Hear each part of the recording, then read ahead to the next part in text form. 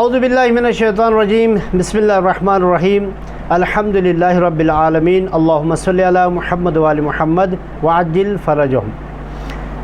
ناظرین، آج کی اس ویڈیو میں عید غدیر کے اعمال بیان کریں گے۔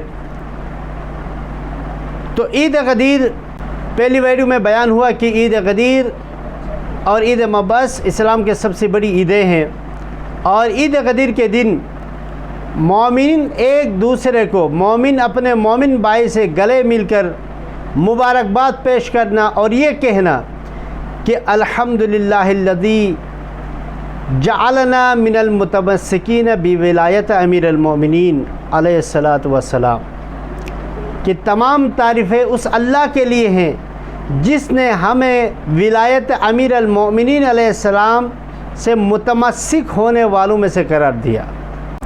عید غدیر کے دن 1 لاکھ حج اور 1 لاکھ عمرہ حاصل کرنے کا ثواب۔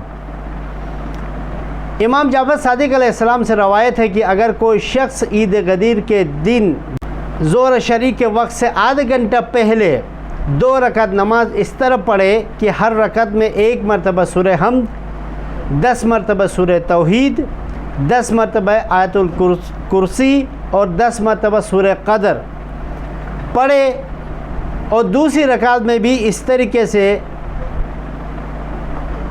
سورہ حمد کے بعد 10 مرتبہ سورہ توحید، 10 مرتبہ سورہ قدر اور 10 مرتبہ آیت الکرسی پڑھ کر 2 رکعت نماز پڑھے گا تو 1 لاکھ حج اور 1 لاکھ عمرے کا ثواب عطا کرے گا۔ اور جو حاجت جائز حاجت دنیا اور آخرت کی طلب کے لیے کرے گا وہ پروردگار عالم اسے آسانی سے پوری کرے۔ دنیا کی عمر کے مقدار کے برابر ثواب کا عمل عید غدیر کے دن۔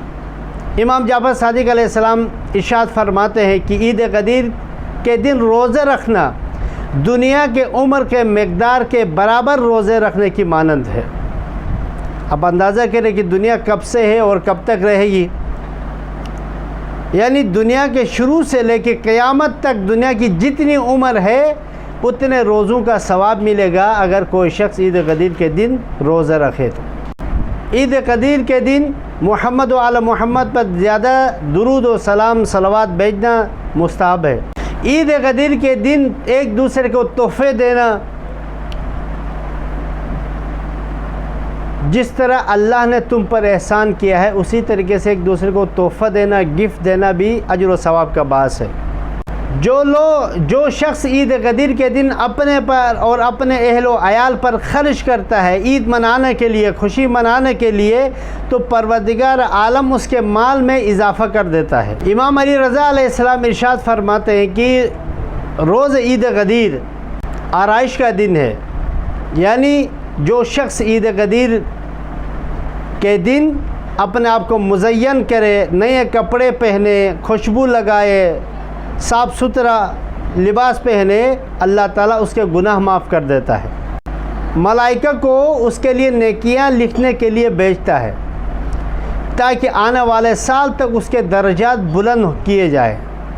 روز عید غدیر اپنے مومن بھائیوں کو کھانے کی دعوت دینا گویا کہ تمام پیغمبروں اور مومنوں کو دعوت دینے کے مانند ہے۔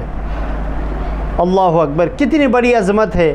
عید غدیر کے دن گھر پہ دعوت رکھنا، اپنے مومن بھائیوں کو عید غدیر کے دن دعوت پہ بلانا، یعنی گویا کہ تمام انبیاء اور مومنوں کو دعوت دینے کے برابر ثواب ہے۔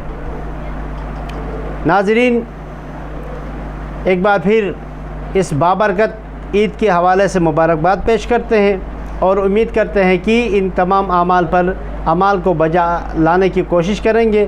اگر اس ویڈیو کے حوالے سے کسی کے ذہن میں کوئی سوال ہے تو سوال کر سکتے ہیں، انشاءاللہ اس کا جواب دیا جائے گا۔ ہماری ویڈیو کو لائک کریں، شیئر کریں، ہمارے چینل کو سبسکرائب کریں۔ والسلام علیکم ورحمۃ اللہ وبرکاتہ۔